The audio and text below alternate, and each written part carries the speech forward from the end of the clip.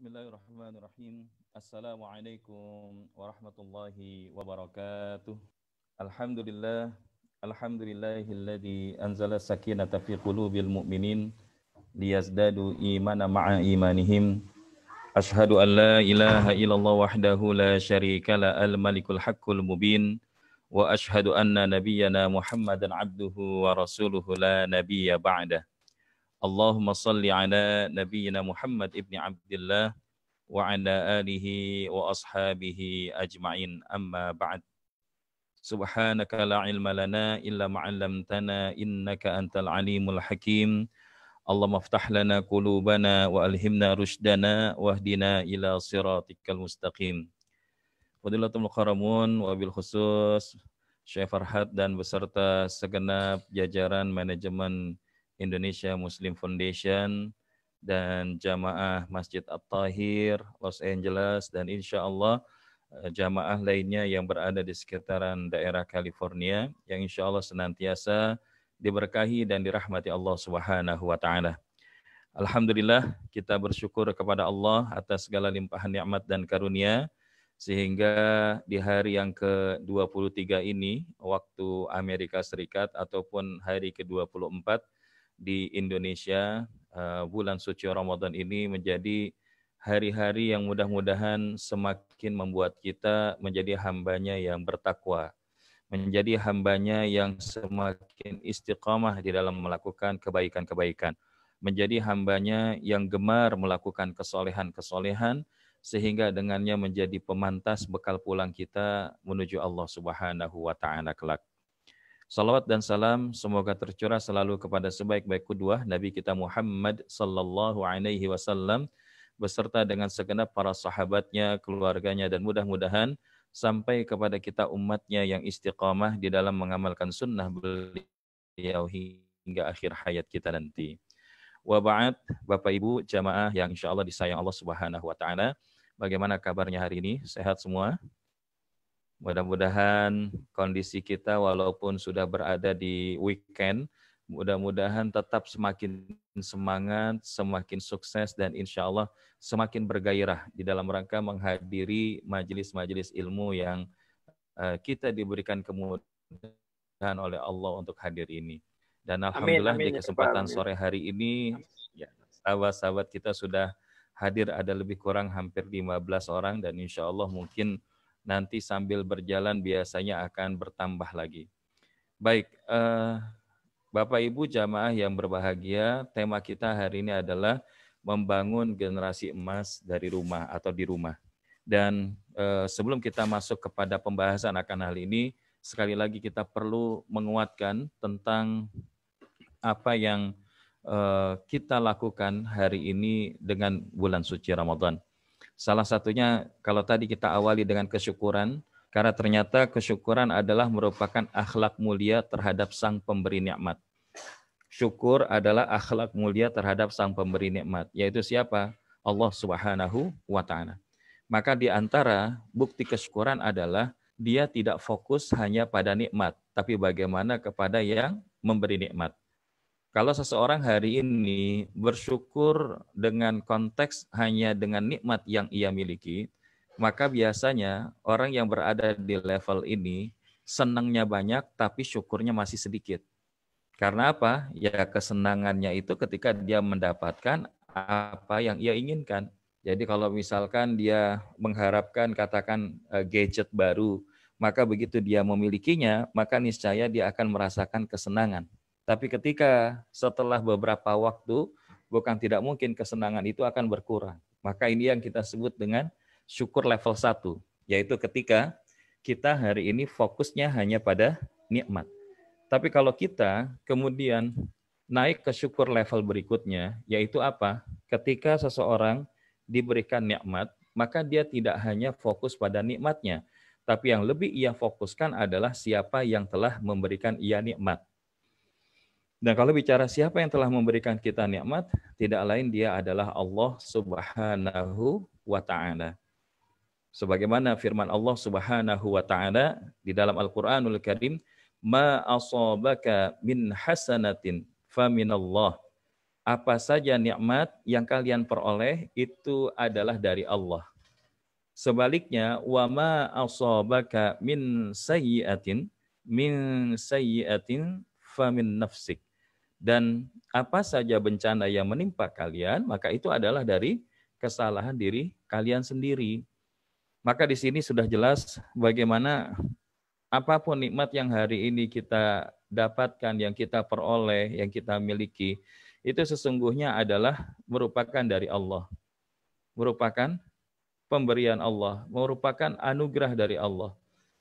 Dan ketika kita sadar bahwa ini adalah pemberian Allah, anugerah dari Allah, maka kita akan memiliki rasa senang biasa-biasa saja terhadap nikmat itu, tapi syukurnya makin bertambah, syukurnya makin bagus. Kenapa? Karena yang dia lihat Allah. Maka termasuk ketika seseorang menikah, ketika dia berada di awal-awal ya masa pernikahan sebagai pengantin baru, bukan tidak mungkin senangnya itu luar biasa. Tapi bagaimana tetap menjaga rasa senang itu setelah 10 tahun, setelah 15 tahun, setelah berpuluh tahun. Maka di sini kalau fokusnya pada nikmat, maksudnya apa? Hanya melihat pasangan saja, mohon maaf. Kira-kira sunnatullah kita, semakin hari kita itu semakin tua atau semakin muda.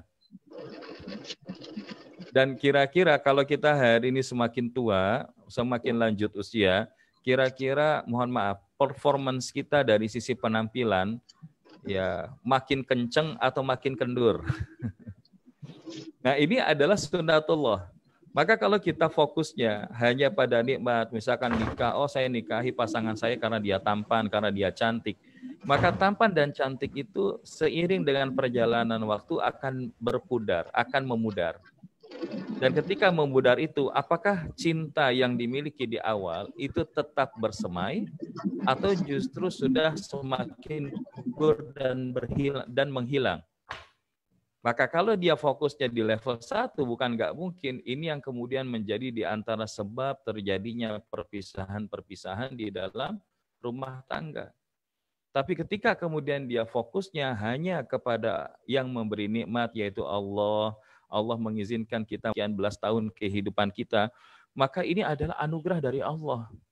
Sehingga dia tetap bersyukur dengan keadaan apapun yang ia dapatkan. Walaupun pasangannya sudah tidak muda lagi, walaupun pasangannya sudah, mohon maaf, secara kondisi kulitnya tidak kencang lagi, mungkin tidak terlalu tampan dan cantik lagi, mungkin berat badannya sudah bertambah, ya ini agak sensitif kalau berat badan gitu ya.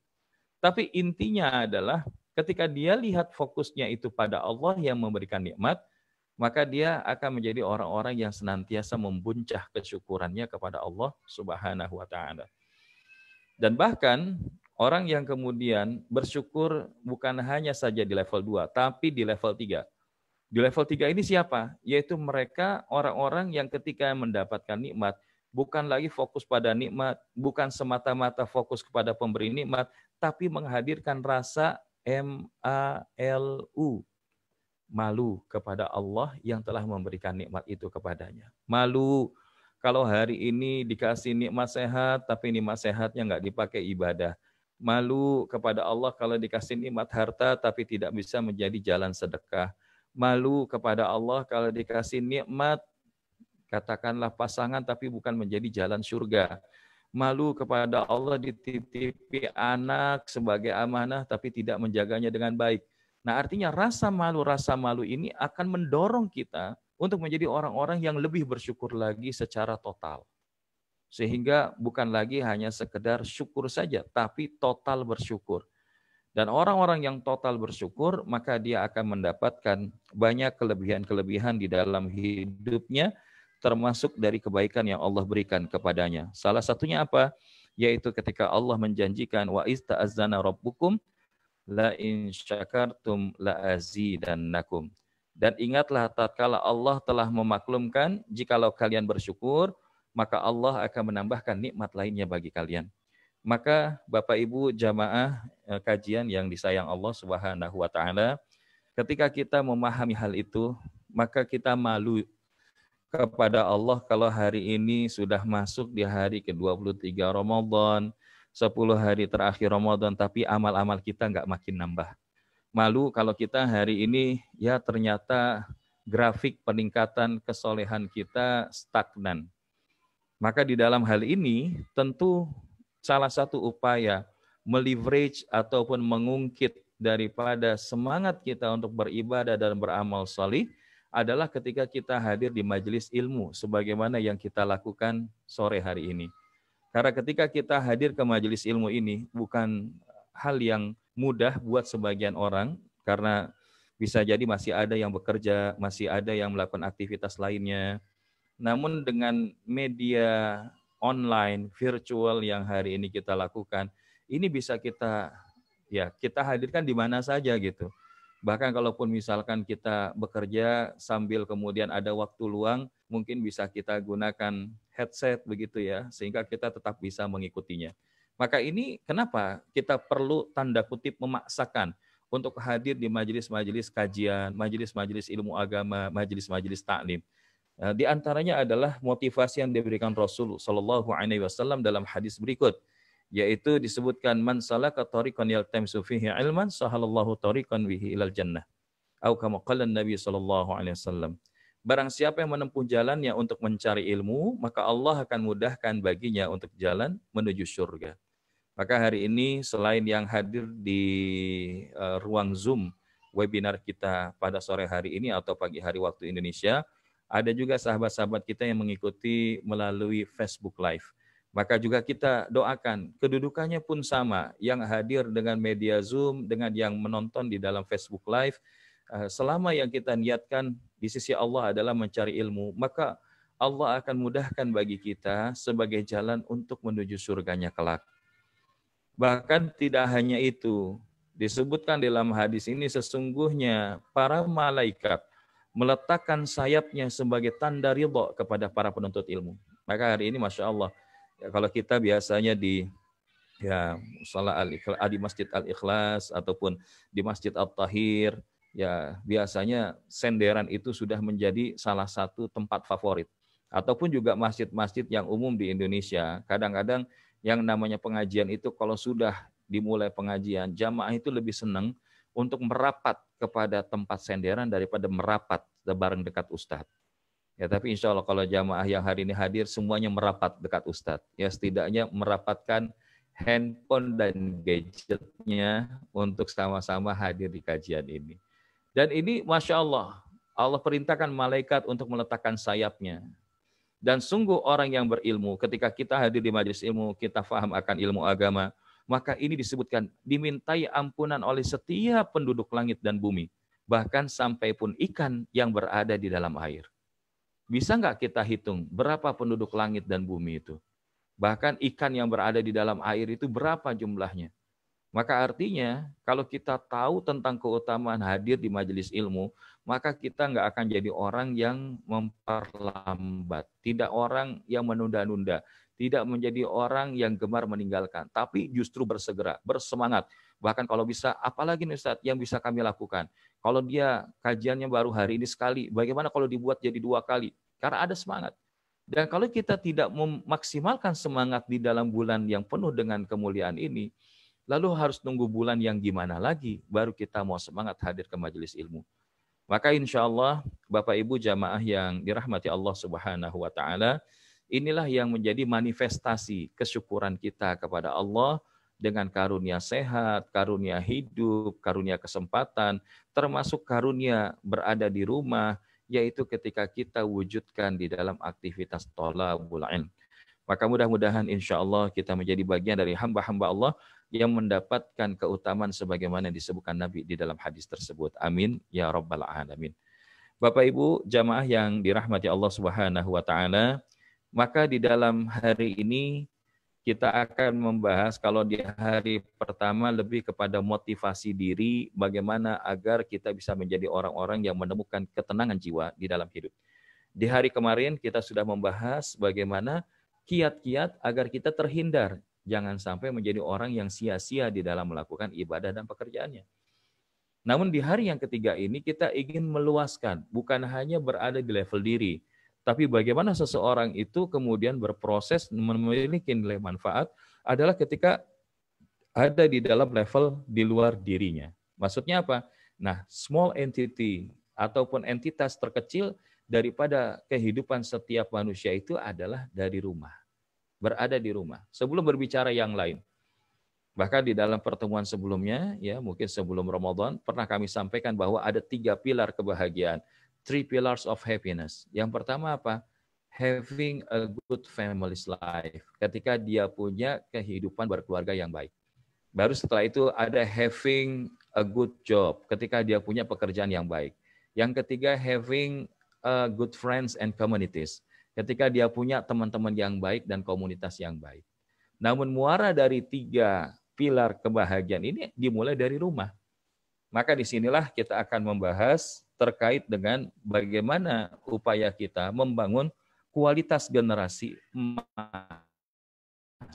di rumah kita. Dan kenapa sih perlu kita membahas hal ini? Ya karena kalau kita lihat hari ini kondisi kita sebagai orang tua dengan anak-anak kita, sebagai anak-anak kita, itu sangatlah berbeda zamannya dibandingkan waktu kita menjadi anak-anak dari orang tua kita. Dan kalau kita lihat kondisi-kondisi ini sebetulnya menjadi sebuah kondisi yang tentu memiliki nilai tantangan-tantangan tersendiri di dalam hidup. Karena kalau kita bicara tentang kehidupan, ada satu hal yang menarik pernah diwasiatkan Jibril alaihissalam kepada Rasulullah. Yang pertama, ya Muhammad, ish ma syi'ta fa innaka mayyit. Wahai Nabi Muhammad, hiduplah sesukamu karena sesungguhnya engkau akan meninggal. We have a limited time. Kita punya waktu yang sangat terbatas. Maka artinya, malaikat Jibril mengingatkan bahwa hidup kita itu sangat sementara. Hidup kita itu akan segera berakhir. Hidup kita itu tidak selamanya di dalam kehidupan muka bumi ini. Pasti kita akan meninggalkannya. Wa ahbib man ahbabta fa innaka mafariquh. Maka cintailah siapapun yang engkau sukai karena sungguh engkau akan berpisah dengannya. Anta ma'aman ahbabta. Engkau akan bersama dengan siapa yang engkau cintai. Maka kalau hari ini seseorang itu hidup cintanya, mohon maaf, kepada pemain musik, kepada artis, kepada pemain olahraga, aktor, ya itu yang nanti akan membersamainya kelak di dalam kehidupan akhirat.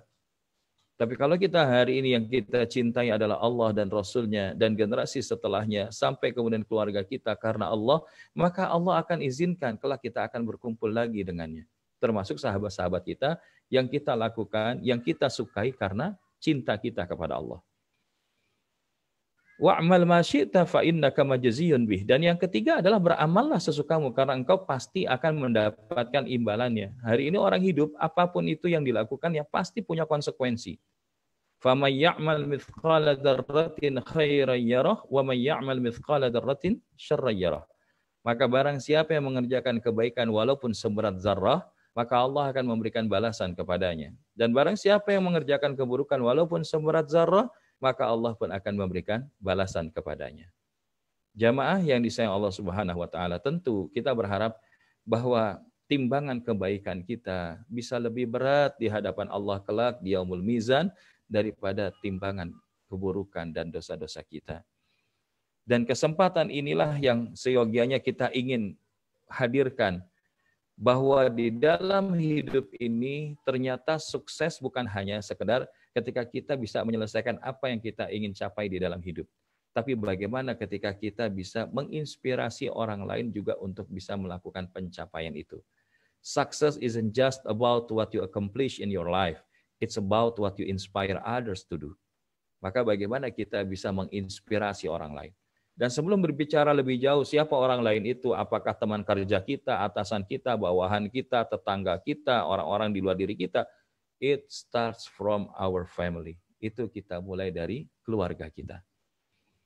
Nah, disinilah mengenai tentang keluarga, bahwa kita hari ini memahami bagi yang sudah menikah dan memiliki keturunan, bahwa anak-anak kita disebutkan oleh Syekh Abdurrahman As-Sa'di rahimahullah di dalam kitab Bahjatul Qulubil Abrar, manusia yang paling utama mendapatkan kebaikanmu ataupun kesuksesanmu dan paling berhak mendapatkan perbuatan baikmu adalah anak-anakmu. Karena sesungguhnya mereka adalah amanah yang Allah letakkan di sisimu. Maka di sini Bapak Ibu jamaah yang dirahmati Allah Subhanahu wa taala, bahwa di antara inspirasi terutama yang bisa kita berikan dengan pencapaian dari apa yang sudah kita raih di dalam hidup ini adalah kepada anak-anak kita. Dan hari ini kalau bicara tentang anak-anak, Masya Allah, adalah merupakan satu zaman yang penuh dengan tantangan sekaligus fitnah yang luar biasa. Makanya kalau kita melihat kepada Al-Quran dan kita berpedoman kepada apa yang ada di dalam Al-Quran, maka kita dapati ada sebuah ayat yang Allah firmankan dalam surah An-Nisa ayat 9 tentang perhatian kita kepada generasi setelah kita. Yaitu siapa? Anak-anak kita. Apa isi firman Allah Subhanahu wa taala tersebut? Ini sudah termunculkan di slide. Ya, kita bisa lihat Allah Subhanahu wa taala berfirman, A'udzu billahi minasy syaithanir rajim. Bismillahirrahmanirrahim. وَلْيَخْشَى الَّذِينَ لَوْ تَرَكُوا مِنْ خَلْفِهِمْ ذُرِّيَّةً ضِعَافًا خَافُوا عَلَيْهِمْ فَلْيَتَّقُوا اللَّهَ وَلْيَقُولُوا قَوْلًا سَدِيدًا. Dan hendaklah kalian takut kepada Allah, orang-orang yang seandainya meninggalkan di belakang mereka dzurriyyatan di'afa, yaitu anak-anak yang lemah. Khafu alaihim, yang mereka khawatir terhadap kesejahteraan mereka. Maka Allah mengingatkan, hendaklah takut kepada Allah orang-orang yang seandainya meninggalkan generasi di belakang mereka itu anak-anak yang lemah. Maka kita berlindung kepada Allah, mudah-mudahan generasi keturunan kita bukan menjadi bagian daripada dzurriyyatan di'afa, generasi yang lemah itu.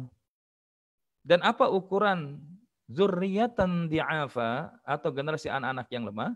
Ya, Profesor Kiai Haji Didin Hafidzuddin pernah menyampaikan di dalam sebuah kesempatan bahwa ada 4 indikator kelemahan daripada generasi anak-anak ataupun generasi setelah kita itu. Yang pertama adalah kelemahan di dalam wilayah akidah. Anak-anak kita lahir muslim tapi dia nggak kenal Allah, nggak tahu bagaimana bertauhid tentang Allah. Dia bahkan ketika dia tidak mengenal Allah, dia merasa hidupnya adalah sebatas apa yang ia pahami tentang apa yang ingin ia lakukan di atas muka bumi ini. Ansih. Maka orang kalau sudah dia tidak kenal Allah, maka bukan tidak mungkin kelemahan berikutnya yang terjadi adalah kelemahan dalam hal ibadah. Kelemahan di dalam hal ibadah.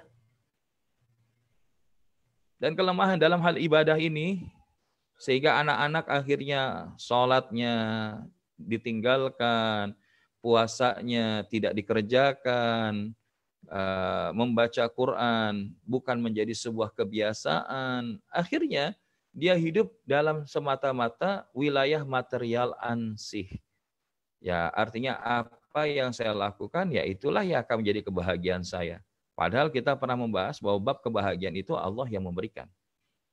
Maka kalau sudah seorang anak generasi keturunan itu lemah ibadahnya, maka bukan tidak mungkin lemah ilmunya.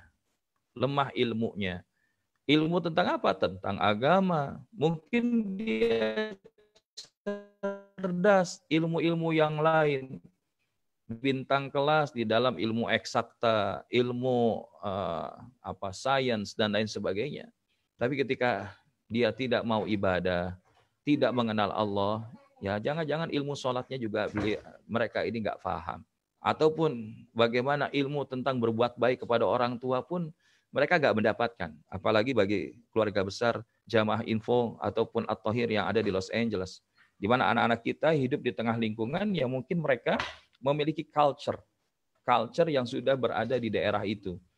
Ya salah satunya ketika berbicara kepada orang tua, ya bahkan yang mereka usianya masih kecil sudah menganggap seumuran, sepantaran dengan orang tuanya.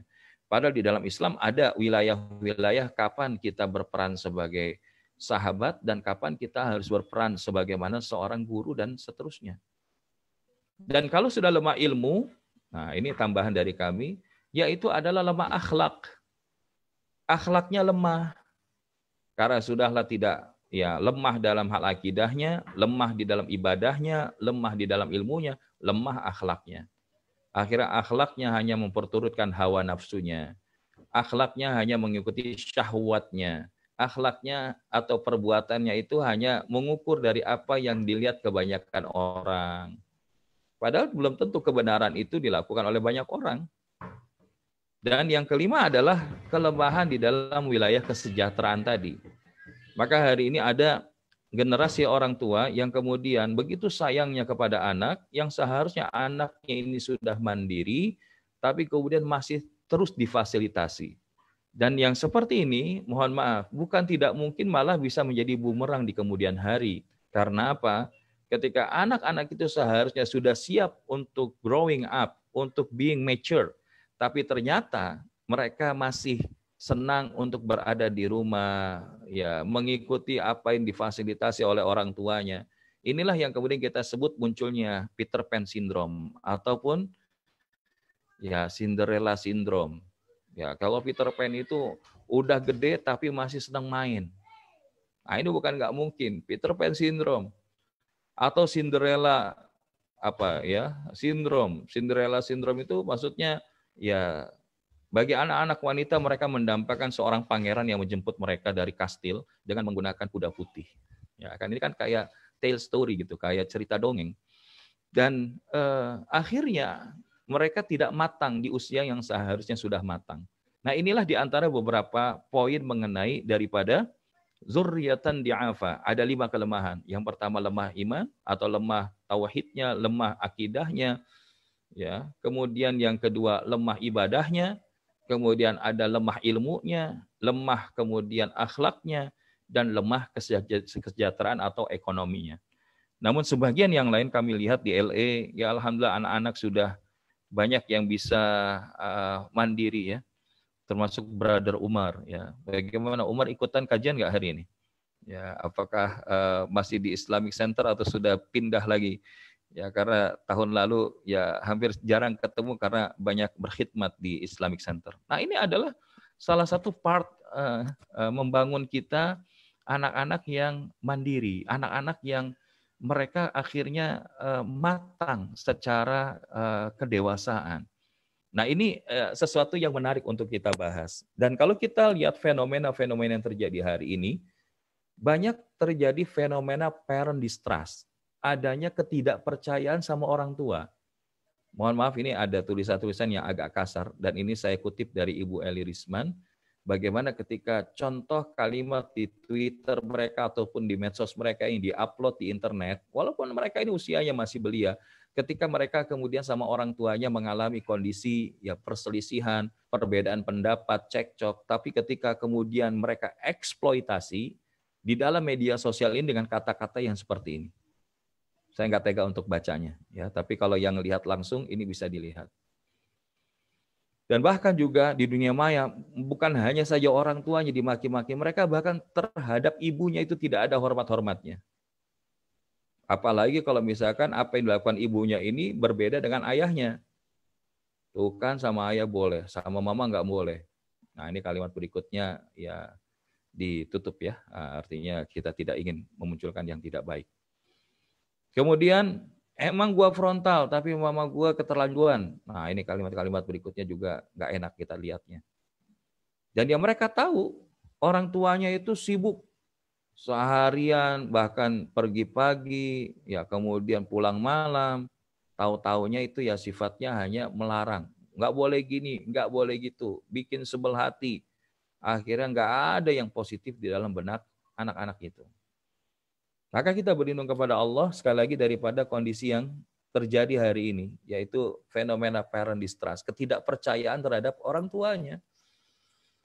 Dan kalau kita lihat, ini bukan muncul sekonyong-konyong atau tiba-tiba gitu.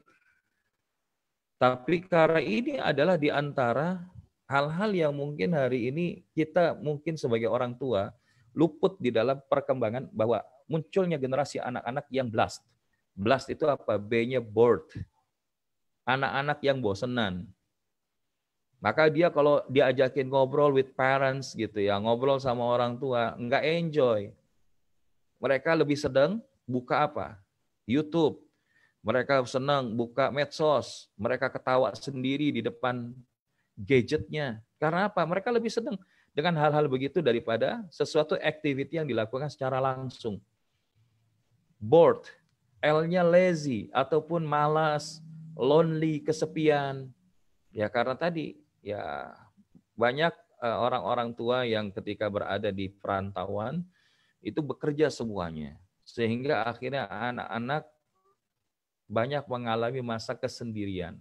Dan ketika masa kesendirian, ketika itu tidak terjaga dengan baik, banyak hal-hal yang negatif yang terjadi.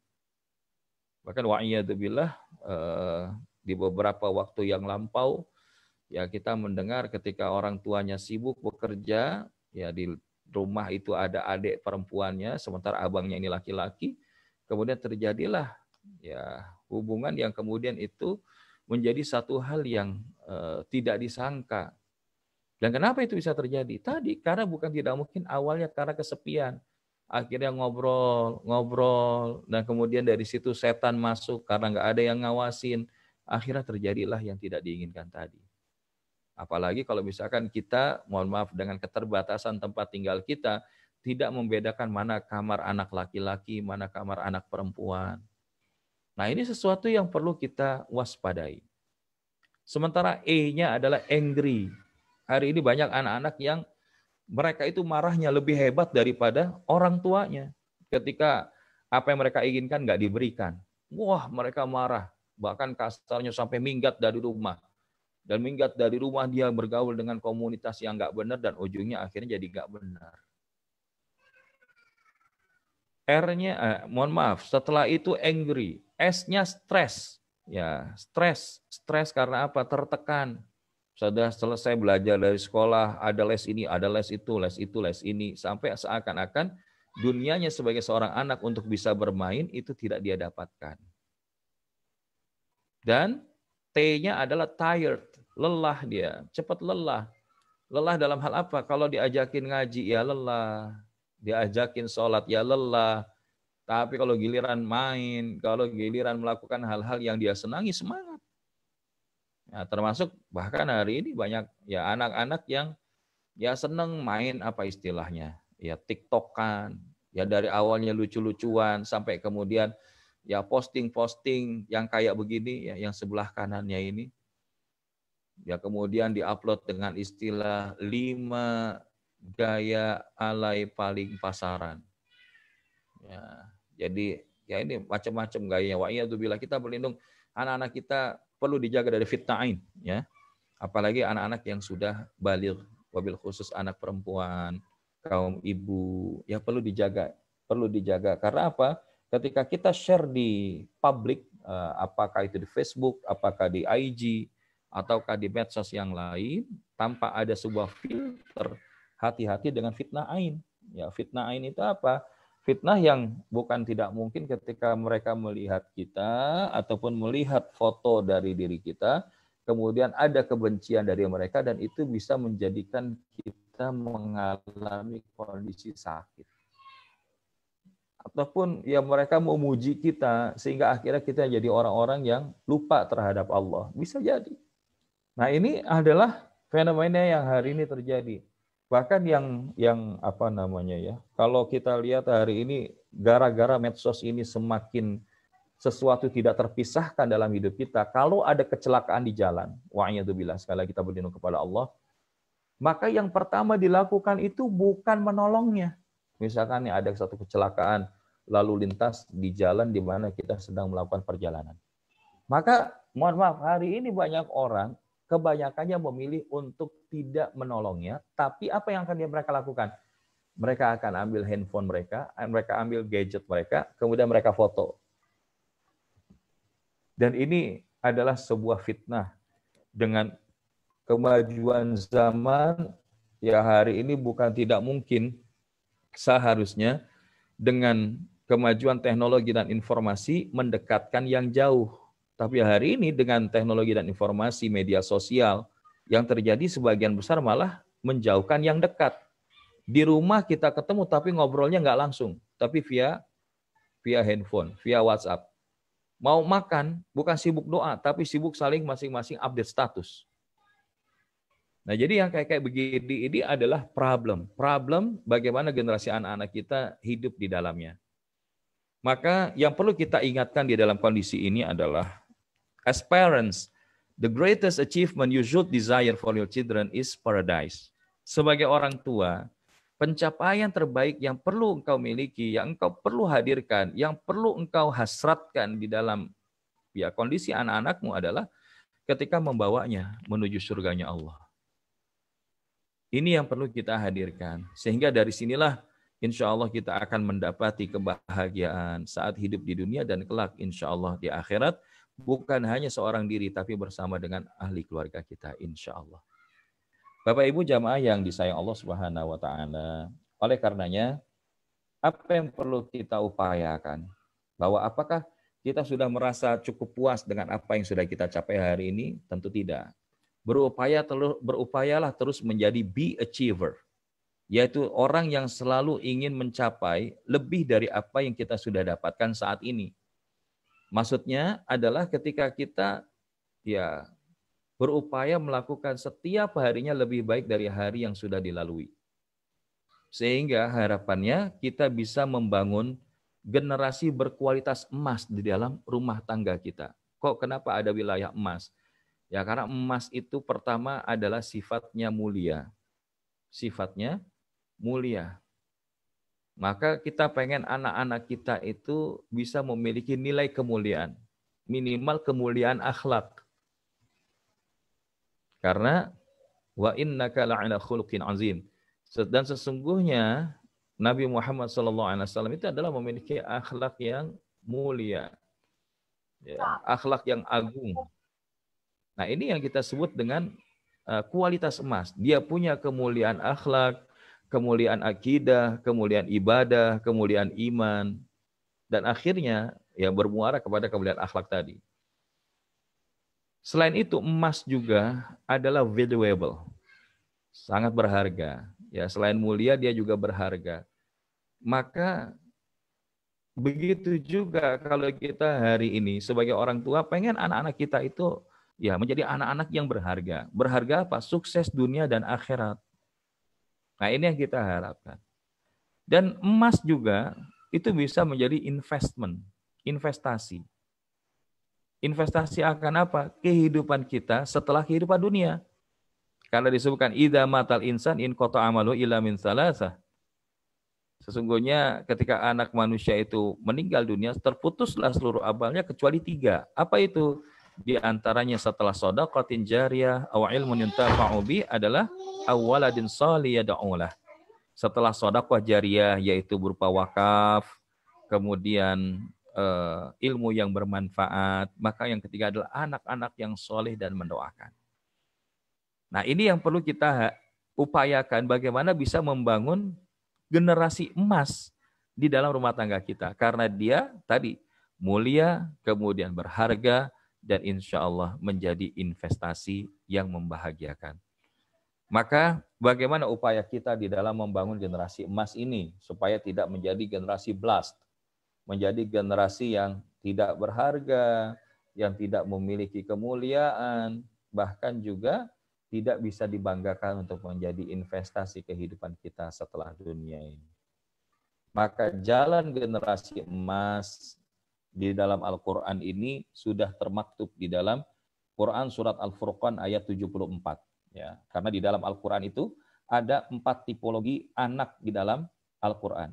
Ada yang zinatan, menjadi perhiasan. Kemudian ada yang fitnatan, menjadi fitnah atau ujian cobaan. Dan ada yang menjadi aduan. Aduan itu musuh. Wa'iyadzubillah kita berlindung dari 3 itu untuk menuju yang satu ini. Apa itu? وَالَّذِينَ يَقُولُونَ رَبَّنَا هَبْ لَنَا مِنْ أَزْوَاجِنَا وَذُرِّيَّاتِنَا قُرَّةَ أَعْيُنٍ وَاجْعَلْنَا لِلْمُتَّقِينَ إِمَامًا.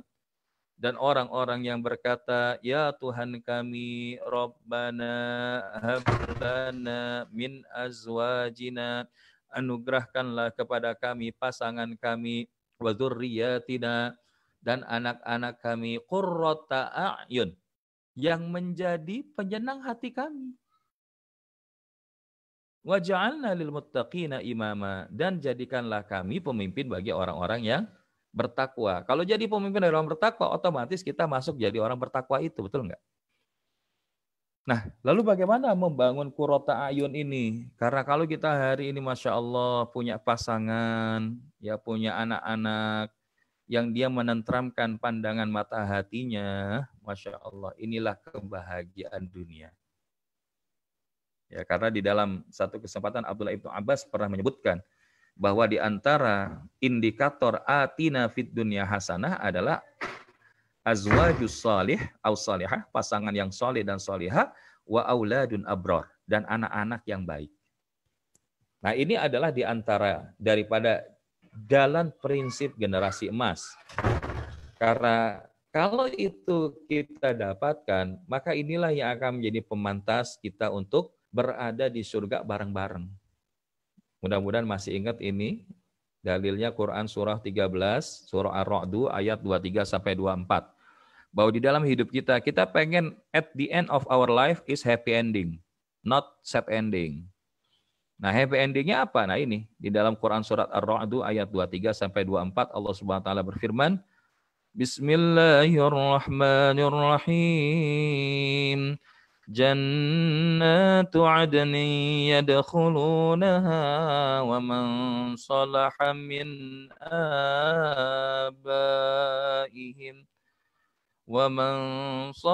min abaihim wa azwajihim wa dhurriyyatihim wal malaikatu yadkhuluna alaihim min kulli bab. Salamun alaikum bima sabartum fa ni'ma uqbad dar. Shadaqallahul azim. Yaitu surga Aden yang mereka masuk ke dalamnya bersama-sama dengan orang-orang yang salih, dari orang-orang tuanya, bapak-bapaknya, pasangan-pasangannya, istri-istrinya, dan anak-anak cucunya. Sedangkan malaikat-malaikat masuk ke tempat-tempat mereka itu di dalam surga dari semua pintu sambil mengucapkan salamun alaikum bima sabartum. Maka alangkah baiknya tempat kesudahan itu. Salam sejahtera untuk kalian atas kesabaran kalian. Maka alangkah baiknya happy ending itu. Nah, ini adalah kebersamaan yang kita juga inginkan. Maka untuk itulah Bapak Ibu jamaah yang dirahmati Allah Subhanahu wa taala, lalu bagaimana kiat membangun generasi emas dari rumah? Nah, jadi ini insya Allah mudah-mudahan menjadi landasan sebelum kita bicara bagaimana membangun generasi emas. Sedikitnya ada 5 prinsip. Jadi insya Allah ini ada 5 prinsip dan ada 6 langkah. Ya, jadi cuma karena penjadwalan kita sementara baru sampai sore ini, tapi kalau nanti dilanjutkan kita akan sampaikan 6 langkah bagaimana membangun generasi emas di rumah. Namun pun kita hari ini mengetahui prinsipnya, ini akan menjadi grounding rules bagaimana kita membangun generasi emas dari rumah. Apa prinsip-prinsipnya itu?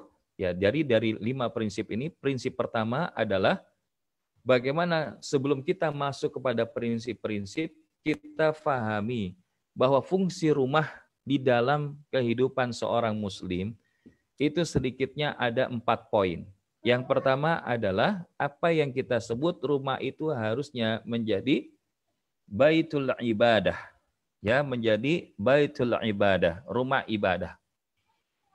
Artinya rumah yang dimiliki oleh keluarga muslim, even itu ada di apartemen, ada di hotel, ada di rumah, maka seyogianya digunakan di dalam rangka menegakkan keimanan dan beribadah kepada Allah. Apalagi di dalam kondisi pandemi COVID-19 ini. Justru kita hari ini ibadah from home, ngaji from home, wakaf from home, zakat from home, semuanya from home, stay at home. Maka sayang kalau kemudian rumah itu tidak dijadikan menjadi rumah ibadah. Yang kedua adalah ya baitul ilm, menjadi rumah ilmu. Bagaimana di dalam rumah kita, mari kita dudukkan bagaimana di dalam rumah mereka yang berada di dalamnya itu mendapatkan pencerahan, tambahan knowledge, pemahaman akan ilmu. Dan yang dimaksud ilmu di sini bukan semata-mata ilmu dunia, tapi yang menghantarkan kita kepada Allah, yang mengajarkan ilmu untuk mengenal Allah. Ini yang perlu kita bangun. Yang ketiga adalah ya bainut takwin, yaitu rumah pembentukan atau baitul bina, ya rumah pembinaan. Karakter keluarga yang takut dan taat kepada Allah. Artinya apa? Ya kalau kita lihat kenapa kemudian di akhirat nanti ketika ada orang-orang yang saling duduk berhadapan-hadapan nanya, apa sih yang kamu lakukan waktu di dunia sampai dapat surga? Ya aku dulu ketika di dunia mengingatkan bersama dengan keluargaku untuk bersama-sama menjauhi api neraka Allah dan berupaya mendapatkan surganya Allah. Nah ini yang perlu dibangun. Ya artinya apa kalau menjauhi nerakanya Allah adalah bagaimana anak-anak diajarkan pembentukan menghindari dari segala kemaksiatan dan di sisi yang lain mengajarkan bagaimana melakukan ketaatan. Karena anak-anak itu adalah ibarat kertas yang masih kosong, putih. Tergantung orang tuanya mau menuliskan apa di sana. Maka jangan sampai nunggu kemudian kertas itu lecek dulu, baru kemudian mau diurai. Nah ini prosesnya. Dan kemudian yang keempat adalah bagaimana kemudian rumah itu juga adalah baitus sa'adah. Menjadi rumah kebahagiaan dan ketentraman. Sebagaimana yang Nabi sampaikan, baiti jannati. Rumahku, surgaku. Ini yang perlu dibangun. Barulah kemudian kita menghadirkan 5 prinsip membangun generasi emas. Yang pertama adalah Bapak Ibu yang dirahmati Allah, masih menguatkan yang tadi, mohon maaf, we do not raise our children for them to provide for us. We raise them to worship Allah.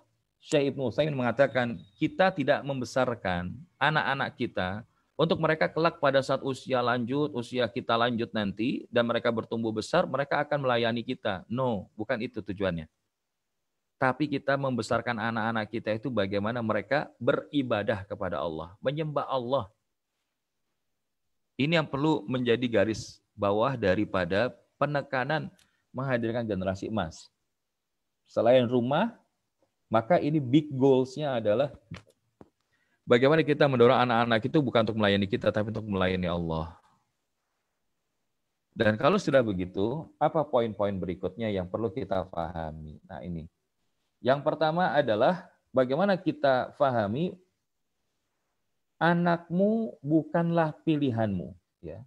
Mereka menjadi anakmu bukan juga karena keinginan mereka, tapi mereka itu adalah merupakan di antara takdir Allah yang Allah berikan kepada Anda sebagai orang tua. Ya, jadi ini menarik. Anak kita hadir, itu bukan pilihan kita, anak kita nantinya kayak gimana gitu. Tapi itu adalah by design oleh Allah Subhanahu wa Ta'ala.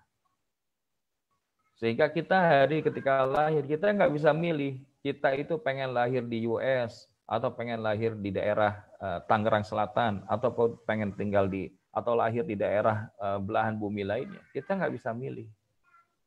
Dan mereka itu hadir karena adalah merupakan di antara takdir Allah di dalam hidup kita. Ada di antara makro yang membahas tentang ini surah Al-Qasas ayat ke-68. Bismillahirrahmanirrahim. Wa rabbuka yakhluqu ma yasha'u wa yakhtar. Ma kana lahumul khiyarah. Subhanallahi wa ta'ala amma yushrikun. Dan Tuhanmu menciptakan dan memilih apa yang Dia kehendaki. Bagi mereka manusia itu nggak ada pilihan. Dia nggak bisa milih di orang tua mana dia akan lahir. Dan atau kita memilih anak yang kayak gimana. Maka Maha Suci Allah dan Maha Tinggi Dia dari apa yang mereka persekutukan.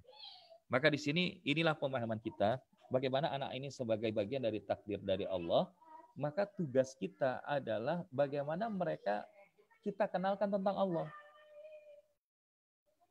Sehingga kalau kita lihat di antara yang dicontohkan oleh Nabi SAW adalah ketika Rasulullah berpesan kepada Abdullah ibnu Abbas yang masih muda pada saat itu, ya ghulam, ya wahai anak muda, aku akan mengajarkan beberapa kalimat, di antaranya yang di antara sekian banyak nasihat Nabi kita highlight yang pertama. Ihfadillah yahfazka. Jagalah Allah, maka niscaya Allah akan menjagamu. Ini yang perlu kita tanamkan di dalam rumah tangga kita. Karena hari ini kita sebagai orang tua, mohon maaf, nggak bisa 24 jam terus berada di samping anak-anak kita. Saat dia ada di luar rumah, kita nggak tahu dia bertemu dengan siapa, berteman dengan siapa, sebatas informasi yang mereka berikan. Kecuali sebatas informasi yang mereka berikan kepada kita. Lalu kalau sudah begitu apa? Ya kita titipin sama Allah. Dengan cara apa? Biar anak-anaknya juga terkoneksi sama Allah. Nah kalau kita nitipin anak kita sama Allah, ya Allah biar anak saya baik, tapi nggak pernah kenal Allah anak kita, gimana bisa? Maka anak kita perlu diajarkan. Nah jagalah Allah, maka niscaya Allah akan menjagamu. Maksudnya apa? Ya sadarilah, hadirkanlah bahwa Allah itu selalu mengawasi dimanapun kita berada. Maka kalau kita menghadirkan rasa itu, niscaya kita tidak akan jadi orang-orang yang mudah melanggar perintah-perintah Allah, bermaksiat, dan lain sebagainya. Hari ini kenapa banyak anak-anak yang mudah melakukan maksiat? Karena dia tidak merasa pengawasannya Allah, muraqabatullahnya itu nggak ada. Ustaz, tapi dia rajin ngaji, tapi kok masih melakukan itu? Berarti yang dia ngaji itu baru tataran artifisial. Belum sampai kepada menghujam di dalam dadanya, menghujam di dalam hati anak kita. Jagalah Allah, niscaya engkau akan dapati dia di hadapanmu. Jika engkau meminta sebuah keperluan, maka mintalah kepada Allah. Dan jika engkau meminta pertolongan, maka mintalah pertolongan kepada Allah. Kadang anak kita diminta, Daddy, buy me some candy. Oke, I'll buy it. Ya, nanti kemudian dibeli, pulang, selesai. Padahal, kalau kita ingin mereka kenal Allah, kita tanya, nah, udah minta belum sama Allah? Ya, nanti kalau sudah minta sama Allah, doa sama Allah, biar nanti Daddy bisa beliin candy yang kamu mau, gitu kan. Jadi ada menghadirkan Allah di situ. Hari ini kita kadang-kadang kepedean. Wah, karena kita udah kerja keras, susah payah, terus kita berikan semua buat anak kita, because ya tadi apa yang kita lakukan adalah bentuk daripada kecintaan pada anak-anak kita.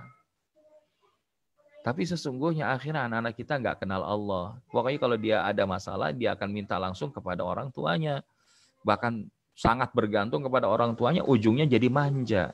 Dan ketika jadi manja, mereka nggak kenal Allah, maka ini sebuah masalah besar. Maka Bapak Ibu jamaah yang disayang Allah SWT, di antara nasihat yang perlu kita hadirkan kepada anak-anak kita di dalam mengenal Allah adalah, jagalah Allah, niscaya Allah akan menjagamu dan membimbing hidupmu. Seperti di dalam Quran surat Al-Hadid ayat yang keempat, Allah SWT berfirman, wa huwa ma'akum aynama kuntum wallahu bima ta'maluna basir. Dan Allah senantiasa beserta kalian dimanapun kalian berada. Allah senantiasa mengawasi apa saja yang kalian lakukan. Maka kalau anak kita itu Masya Allah, sadar dia kemana-mana itu dilihat Allah, diketahui Allah, mudah-mudahan dia akan terjaga daripada hal-hal yang tidak diinginkan. Nah jadi, poin pertama adalah prinsipnya, karena ini adalah takdir Allah, anak-anak adalah takdir Allah, dan kita tidak bisa memilih menjadi orang tua ataupun menjadi anak dari yang mana, maka kenalkan kepada sang pemilik takdir, yaitu Allah Subhanahu wa Ta'ala. Ini poin pertama. Yang kedua adalah, karena apa yang Allah takdirkan untukmu, maka itulah amanah yang harus ditunaikan. Maka ini masih di dalam surah Al-Anfal ayatnya 27 dan 28. Ini masih dilanjutkan ya. Bismillahirrahmanirrahim. يا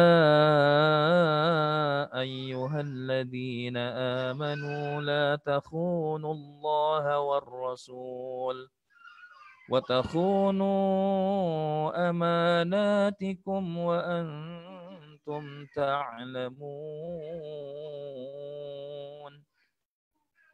Wahai orang-orang yang beriman, janganlah kalian mengkhianati Allah dan Rasul-Nya. Dan juga janganlah kalian mengkhianati amanah yang dipercayakan kepadamu sedangkan kalian mengetahuinya. Wa'lamu annama amwalukum wa auladukum fitnah wa annallaha 'indahu ajrun 'azim. Dan ketahuilah bahwa hartamu dan anak-anakmu itu hanyalah sebagai cobaan dan sesungguhnya di sisi Allah ada pahala yang besar. Nah, ini sebagai tadi disebutkan bahwa anak-anak kita, harta kita itu adalah amwalukum wa auladukum fitnah, menjadi cobaan. Menjadi cobaan. Karena ada yang orang tuanya solih, rajin ke pengajian, tapi anaknya melakukan hal-hal yang tidak pernah disangka-sangka. Kenapa? Karena jangan-jangan kita tidak menjaga amanah itu dengan baik. Kita menganggap telah menyelesaikan keinginan-keinginannya, tapi sebetulnya kita sedang merusak dari apa yang kelak menjadi hak kita. Dan kalau kita lihat, nah ini yang disebutkan Ibnul Qayyim Al-Jauziyah. Ibnul Qayyim Al-Jauziyah menyebutkan, betapa banyak orang yang hari ini menyengsarakan anaknya, buah hatinya di dunia dan di akhirat, karena ia tidak memperhatikannya.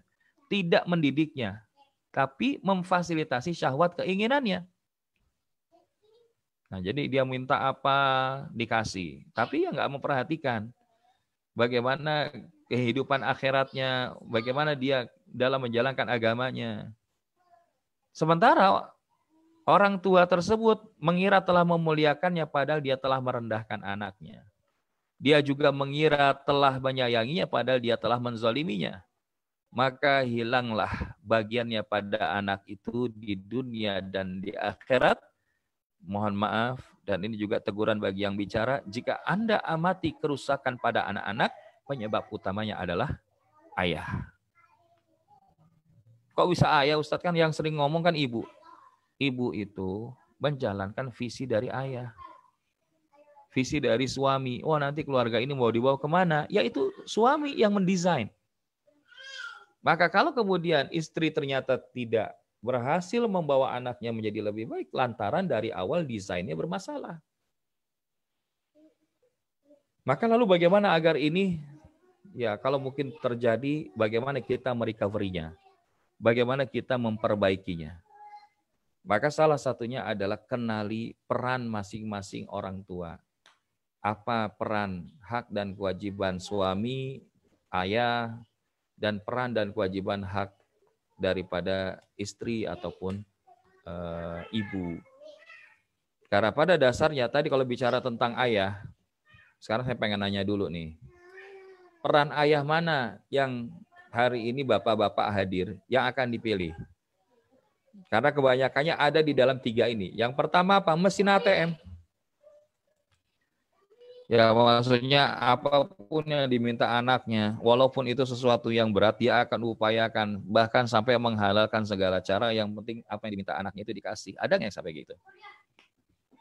Atau yang kedua, mohon maaf, ya ini bukan berarti mengecilkan. Penjaga sekolah itu penting, tapi kalau kita lihat peran ayah itu harusnya bukan menjadi penjaga sekolah, tapi bagaimana jadi kepala sekolah. Ya kalau di rumah ayah itu hadir, cuman kerjaannya ya ganti baju, bobo, ya istirahat, tidur, makan, setelah itu kerja lagi, tidak ada interaksi sama anaknya. Tapi kalau nanti ada genteng yang bocor, ada keran yang patah dibenerin, ini sifatnya penjaga sekolah, mohon maaf. Tapi kalau dia sebagai seorang kepala sekolah, tentu bukan hanya ini yang dikerjakan, tapi apa yang dilakukan ke depan, visioner. Grand design-nya kayak gimana? Kurikulumnya kayak apa? Nah ini kepala sekolah kerjaannya. Atau ada juga yang ayah itu perannya hanya, mohon maaf, hanya sebatas pemadam kebakaran. Coba lihat, pemadam kebakaran itu munculnya pas kapan? Pemadam kebakaran itu munculnya pas kapan? Pas kebakaran terjadi, betul apa enggak? Nah, ini banyak, mohon maaf, wa'iyadzubillah, ayah yang ketika anaknya nggak berhasil, ada masalah di sekolah, malah mencak-mencak, marahin gurunya, marahin kiainya, bahkan menganggap dirinya di rumah lebih hebat mengurus anak, sampai kemudian dan lain sebagainya. Ini pemadam kebakaran ini. Dia nggak sibuk kepada apa yang menjadi sebab terjadi kebakaran, tapi dia sibuk memadamkan kebakaran dengan cara-cara yang bahkan bisa jadi tidak benar. Nah, kalau begitu lalu peran yang seperti apa yang dipilih oleh seorang ayah? Maka diantaranya adalah peran sebagai fatherman. Nah, ini meminjam istilah Ajo Bendri. Ya, dan ketika itu kami pernah sampaikan ketika bertemu di Saudi, Ustadz, ini materi fatherman-nya menarik dan insya Allah izin untuk ya dikembangkan untuk disampaikan. Silakan. Loh, memang fatherman ini apa Ustadz? Apa hubungannya sama X-Men, Superman, Batman dan yang sejenis man-man lainnya? Maka fatherman ini adalah superior di atas semua. Di atas Batman, di atas Superman, di atas apa? He-Man, ya dulu ada He-Man ya.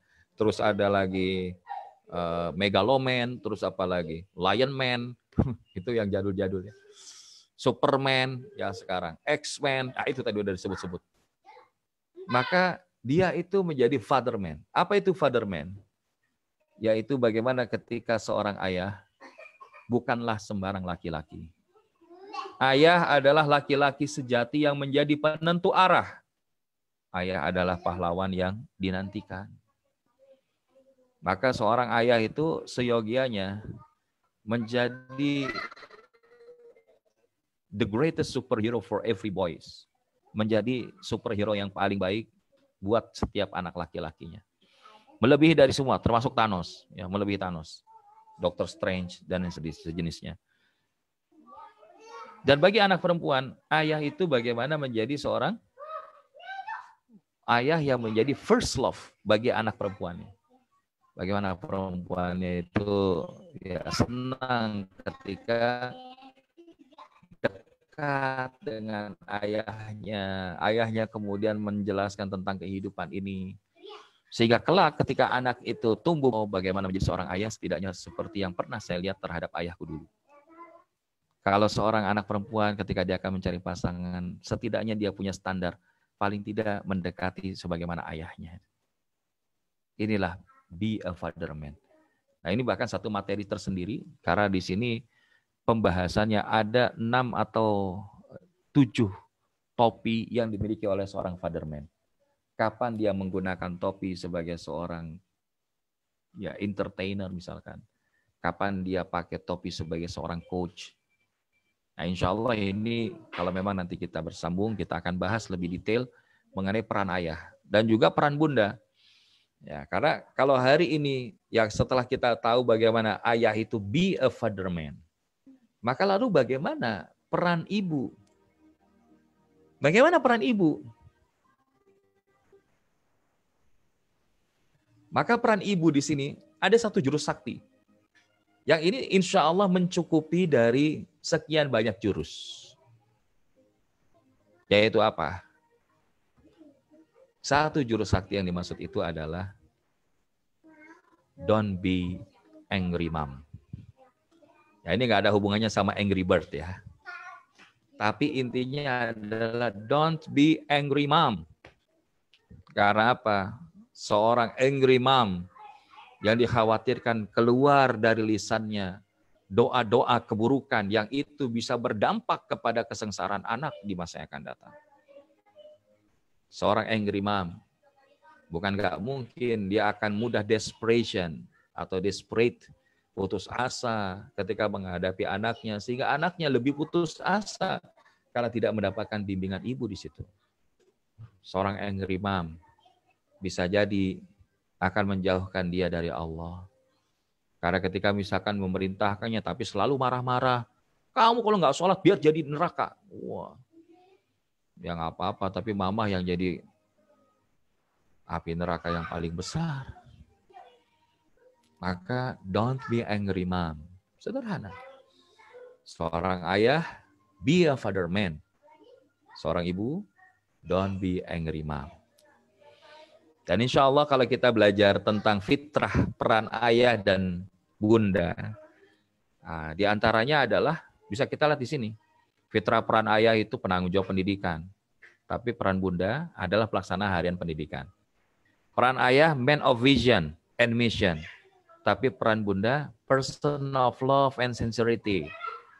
Walaupun peran ayah itu sang ego dan individualitas, dan ego ini kan tidak serta-merta buruk. Bagaimana anak-anak itu nanti bisa mengenali ya maskulinitas. Nah, ini ada istilah di bawahnya lagi, supplier maskulinitas. Sementara sang ibu adalah sang harmoni dan sinergi, supplier feminitas. Nah, ini perlu imbang. Kalau enggak, yang terjadi nanti, mohon maaf, ada anak-anak yang dibesarkan kehilangan figur ayah ataupun kehilangan figur ibu. Sehingga ketika hanya berat salah satu, hidupnya jadi nggak balance.